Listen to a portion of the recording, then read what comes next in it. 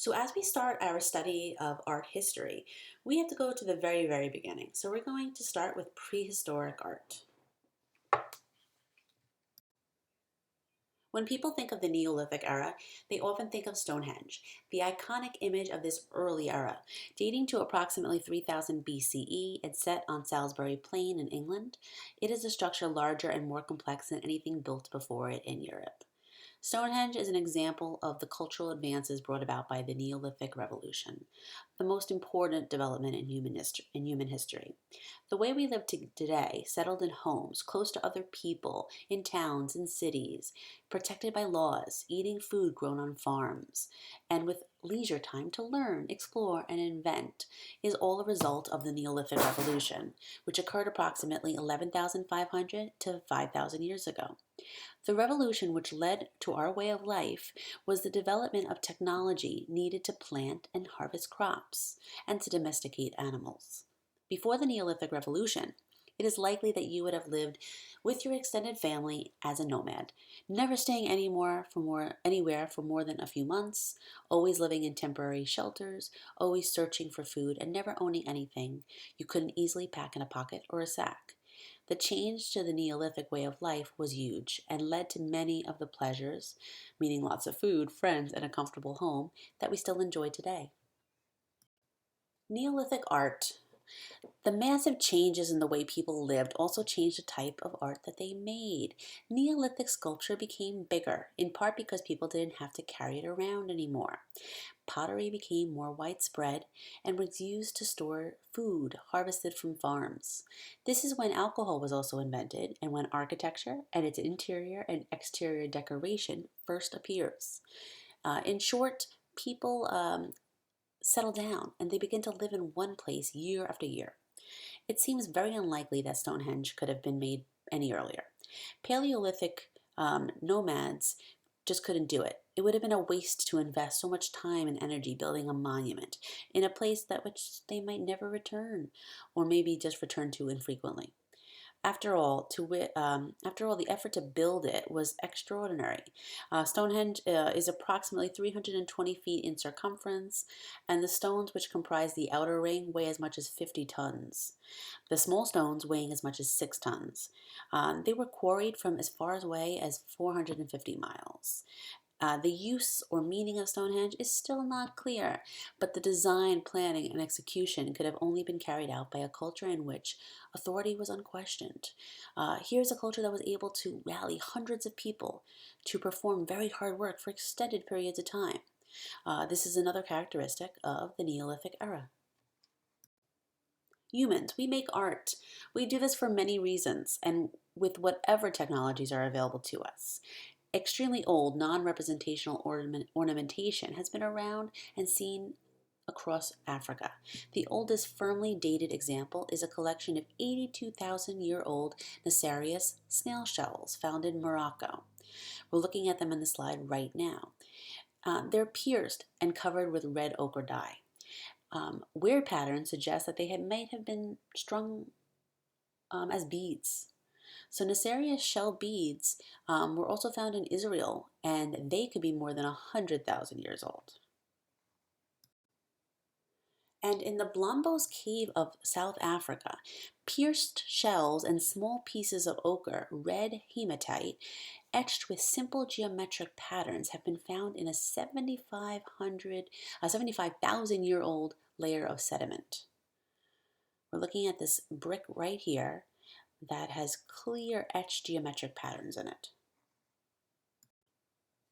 The oldest known representational imagery comes from the Aurignacian culture of the Upper Paleolithic period.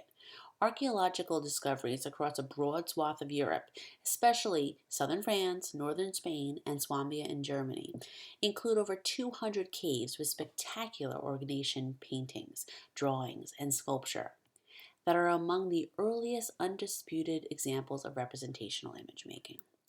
The oldest of these is a 2.4-inch female figure carved out of mammoth ivory, and it was found in six fragments in the Fels cave in southern Germany. It dates to 35,000 BCE. The caves at Chauvet-Pont-Arc and Altamira and Lascaux contain the oldest known examples of prehistoric painting and drawing. Here are remarkably evocative renderings of animals and some humans that employ a complex mix of naturalism and abstraction. Archaeologists that study Paleolithic Old Stone Age era humans believe that these paintings that were discovered in 1994 in the cave at Chauvet-Pont-Arc in France are more than 30,000 years old. And the images at Lascaux and Altamira are more recent, dating at 15,000 BCE.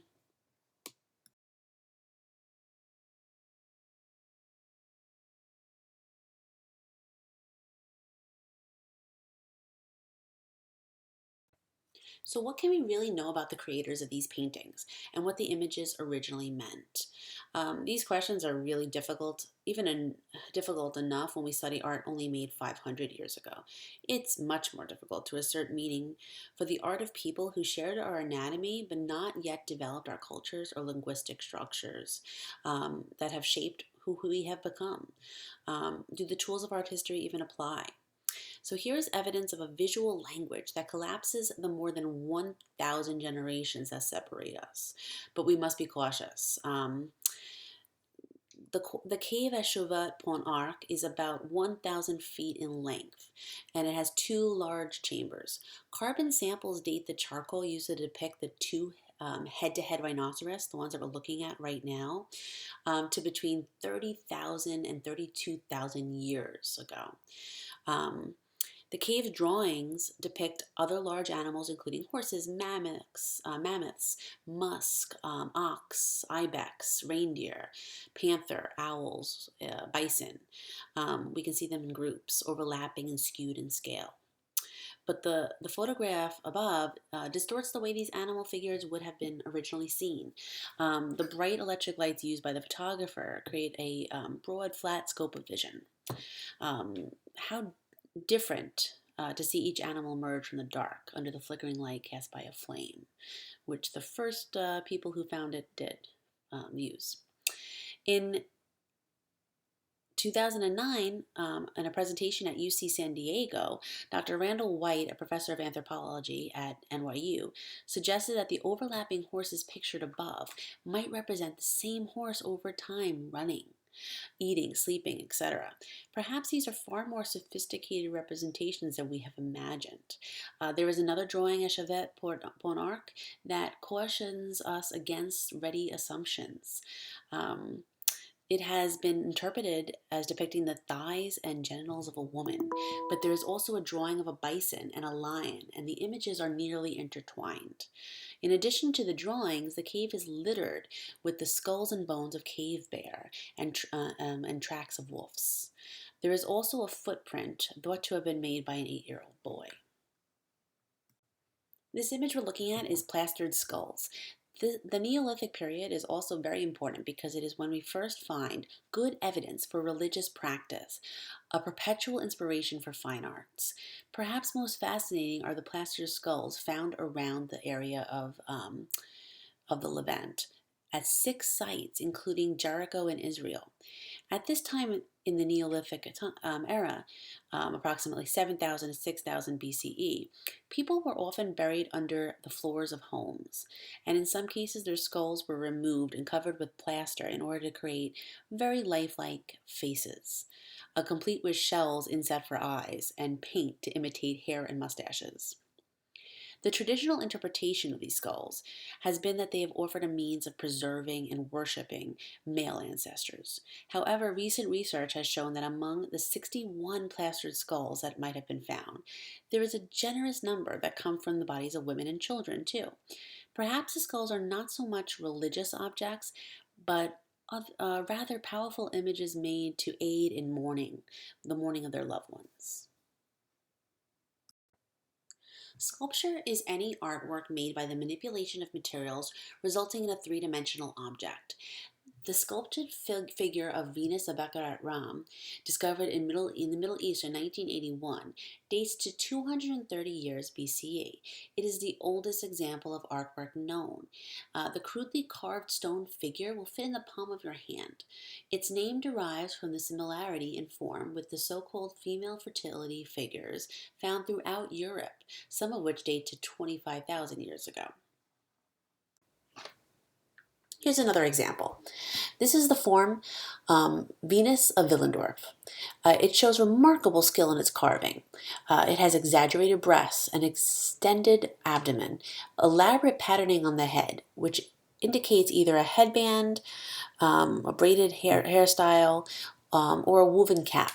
Just as remarkable, the figure has no facial detail to indicate identity. The meaning behind these figures is difficult to put into context because of the lack of any written record about them or any supporting materials.